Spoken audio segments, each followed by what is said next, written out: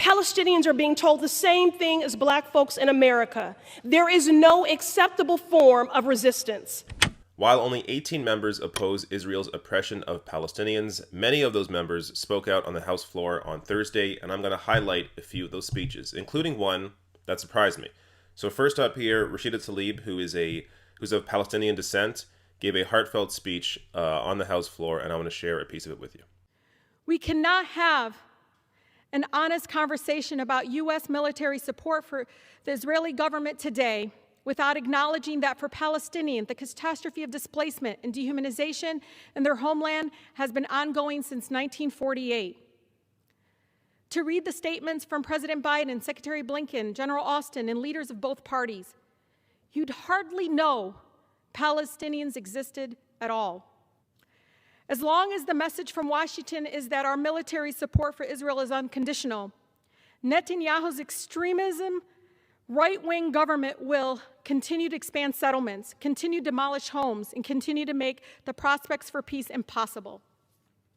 330 of my own colleagues, and Democrats and Republicans here, 75% of the body here, signed a letter pledging that Israel shall never be made to comply with basic human rights laws that other countries that receive our military aid must observe.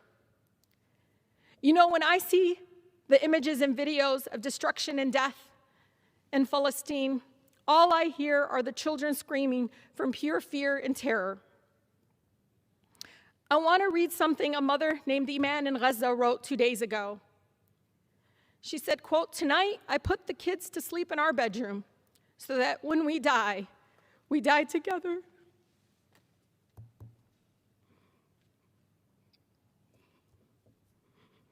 And no one would live to mourn the loss of another one. The statement broke me a little more because of my country's policies and funding will deny this mother's right to see children live, her own children live without fear and to grow old without painful trauma and violence. We must condition aid to Israel on compliance with international human rights and end the apartheid. We must, with no hesitation, demand that our country recognize the unconditional support of Israel has enabled the erasure of Palestinian life and the denial of the rights of millions of refugees and emboldens the apartheid policies that Human Rights Watch has detailed thoroughly in their recent report. I stand before you not only as a Congresswoman for the beautiful 13 districts strong, but also as a proud daughter of Palestinian immigrants and the granddaughter of a loving Palestinian grandmother living in the occupied Palestine. All right, so I'm going to link to all of these speeches that I include in this video below, so you can watch them individually. This speech was 10 minutes long, as I believe most of them were, and the entire speech is fantastic. Rashida Tlaib here, of course, has a personal connection to Palestine, and directly calls out here, as all these members do, the Biden administration for their inaction on this issue. And just to give a little context here, this week, Biden came out and said, I don't believe Israel has significantly overreacted to Gaza rocket fire. Yet here are the facts. Israel has killed more people in Gaza in the past 24 hours than Hamas rockets have killed in the past 20 years. And here's a visual representation of at least 2000 to 2020.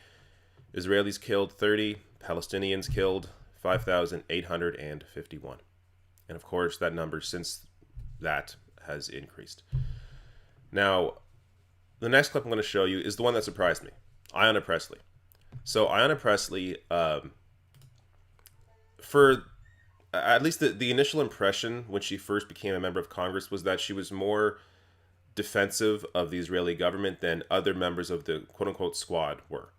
But if that was the case, she has since evolved on this issue quite a bit, and her speech here is great. But before I even get to it, while I was doing research on this, I found this article on Ayanna Pressley from 2018 discussing her position on Israel, and this is from a website that forward.com often is defensive, not always, but often is defensive of the Israeli government.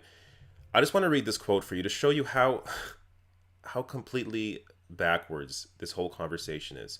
So here they write, Presley does reportedly back a bill that centrist pro-Israel groups, including the Boston JCRC, which is the Jewish Community Relations Council, don't love. It would prohibit U.S. money to be used by Israel for the, quote, military detention, interrogation, or ill treatment of Palestinian children. Look at the framing here.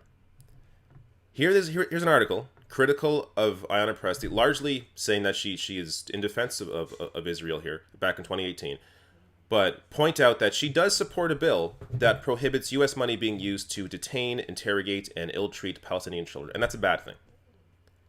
I mean, seeing a line like this should really help to open your mind to how the media, in general, the mainstream press, has used this issue or has communicated this issue in such a twisted and disgusting way. The idea that it's centrist pro-Israel to be pro using U.S. money to interrogate, detain, and ill-treat Palestinian children, completely insane. Now, with that said, Ayanna Pressley, as I said, has evolved on this issue, and I'm going to play a clip of her speech here. Palestinians are being told the same thing as black folks in America. There is no acceptable form of resistance. We are bearing witness to egregious human rights violations. The pain, trauma, and terror that Palestinians are facing is not just the result of this week's escalation, but the consequence of years of military occupation. In Sheikh Jarrah, the Israeli government is violently dispossessing yet another neighborhood of Palestinian families from homes they have lived in for decades. We cannot stand idly and complicitly by and allow the occupation and oppression of the Palestinian people to continue. We cannot remain silent when our government sends $3.8 billion of military aid to Israel that is used to demolish Palestinian homes, imprison Palestinian children, and displace Palestinian families. A budget is a reflection of our values. I'm committed to ensuring that our government does not fund state violence in any form, anywhere.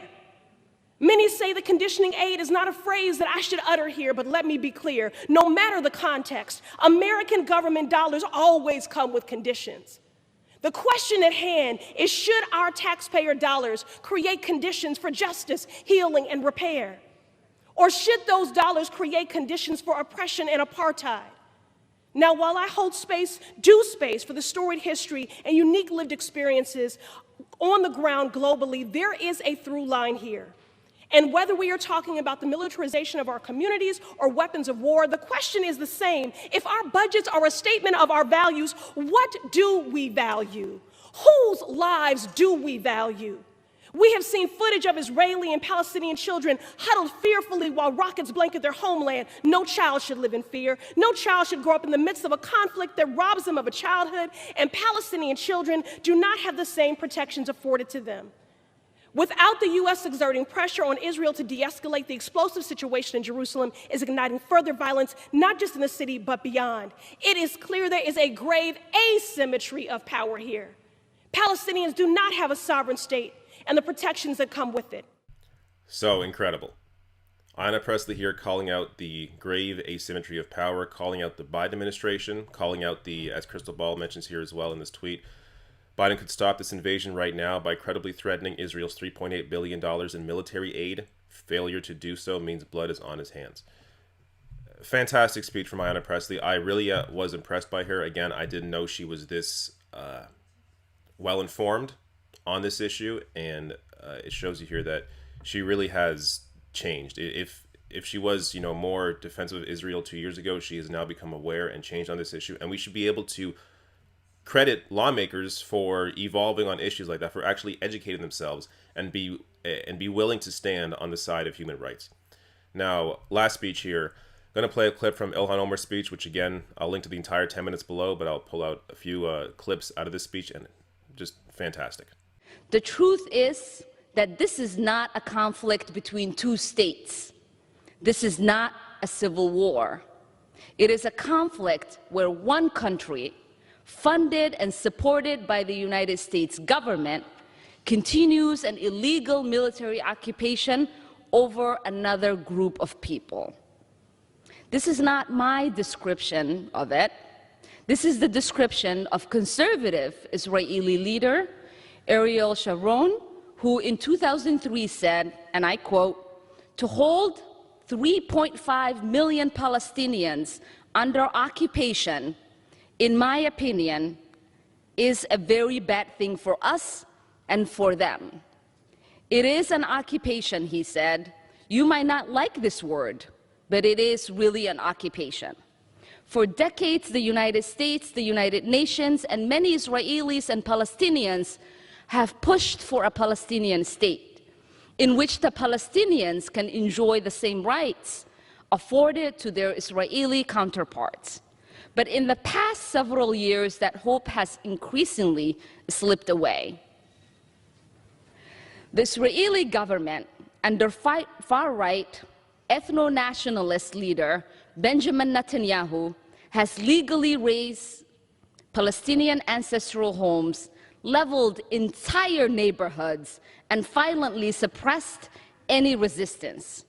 This is all to make way for illegal Israeli settlement outposts designed to displace Palestinians from their homes and prevent a future Palestinian state. When the 15-member United Nations Security Council proposed a resolution this week calling on the Israeli government to cease settlement activities, demolition and eviction, and urging general restraint, the United States reportedly blocked it from happening. We are currently blocking the United Nations Security Council from calling on ceasefire.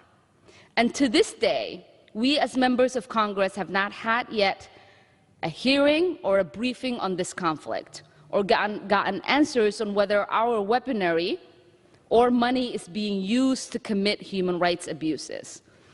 So, an incredible speech there from Ilhan Omar, calling Benjamin Netanyahu a ethno-nationalist leader.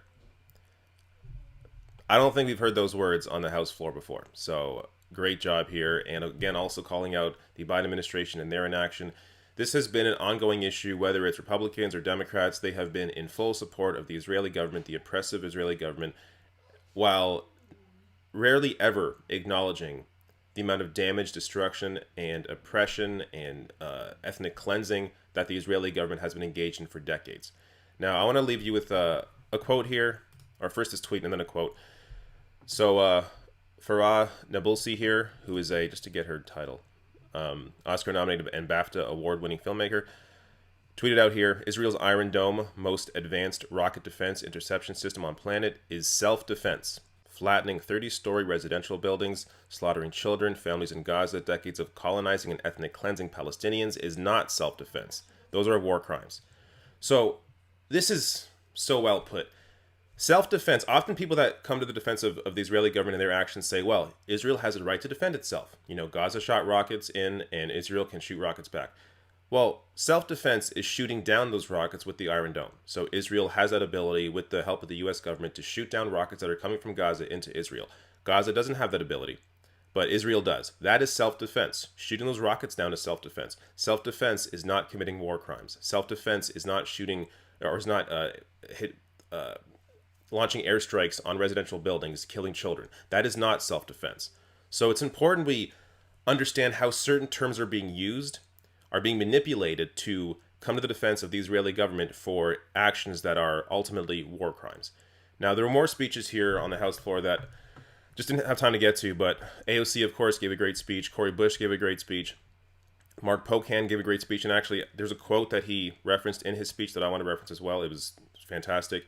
So he referenced Desmond Tutu, the South African human rights activist, who said, quote, "If you are neutral in situations of injustice, you have chosen the side of the oppressor." So this especially applies to people in media, to people who should know better, lawmakers, people in media, where you have the ability to be educated, and if you still don't say anything, well, first of all, if you defend the Israeli government, of course, then you're also at fault here. But even if you're neutral, act like, oh, it's a complicated issue, both sides have their problems, then you are on the side of the oppressor. It is clear here, as I've said again and again, there is one aggressor, one oppressor in this situation, that is Israel. If you're not willing to call that out, then you are on the side of the oppressor.